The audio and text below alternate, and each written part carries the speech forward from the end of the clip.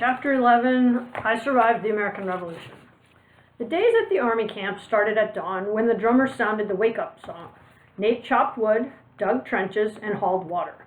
By the end of the day, his muscles quivered like pudding. His hands were covered with bloody blisters.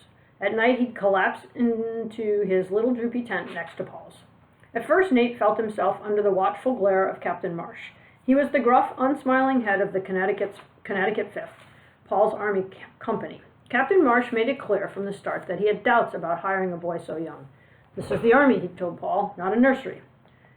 Nate's cheeks burned, but he was determined to prove the captain wrong. At the end of the first week, he caught the captain watching him as he helped dig a trench under the roasting sun. "Good work, son," Captain Marsh said, with the flicker of an almost smile. Nate felt like he'd won a medal. Nate missed Eliza and Theo, but he soon felt at home in the camp. The 80 men of the Connecticut 5th welcomed him. Paul hardly let Nate out of his sight. A few of the other men kept their eyes on Nate, too.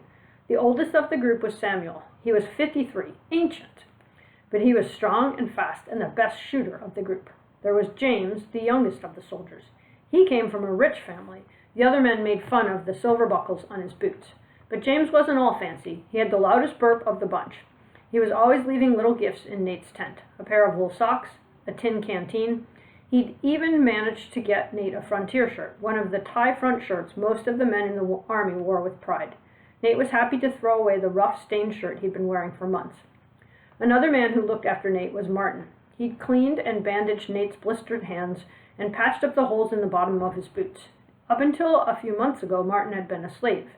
His owner had freed him so he could fight in the war. But that same man had refused to free Martin's wife and daughter. Now Martin hoped his meager soldier's pay would help him save up to buy freedom for his family. There were a few hundred other black soldiers in the army. Many more worked in the camp. They were mostly slaves, sent by their masters to dig trenches and build walls. Watching those men work gave Nate an uneasy feeling, like he'd bitten into something rotten, something he couldn't spit out or swallow. He'd learned more about the Declaration of Independence. It said that all men were created equal. Why didn't that include people like Martin's wife? Like those men digging trenches for George Washington, like Eliza and Theo? Trying to answer that question was like looking for buried treasure without a map. Nate searched his mind for an answer, but he couldn't find it anywhere. When Nate wasn't busy with his chores, he sometimes watched the men do their practice drills. They'd march through the streets to the different drum songs. Those drum songs weren't for fun. In a noisy battle, the officers couldn't just shout out their orders.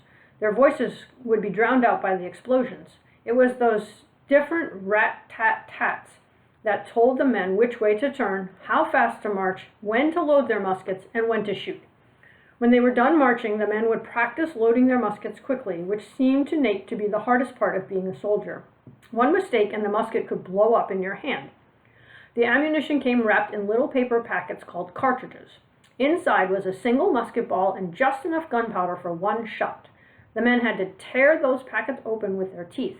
And boy, was it hard to get the muskets to fire right. No wonder Paul had almost blew his hand off when he was learning. Of course, Nate didn't have a musket, but Samuel was determined to teach him how to load and fire one perfectly. He spent hours teaching Nate how to pour in the gunpowder. He showed him the right way to ram the musket ball down the gun's barrel. Samuel couldn't let Nate actually shoot. Gunpowder was too precious to waste on an 11-year-old. Then we have 2 pages of weapons of the Revolutionary War. So from the upper left, there's a mortar, a howitzer, a cannon, and then there's the musket and the bayonet, the spontoon, there's a pistol, a dagger, a saber, and a tomahawk. Page 68 at the top. At the end of the long days, when the marching and musket practice were done, the men could relax by the camp's big fire. And these were Nate's favorite times. The men would trade battle stories. They'd show off their scars, thighs chewed up by musket balls, bellies and backs clawed by bayonets.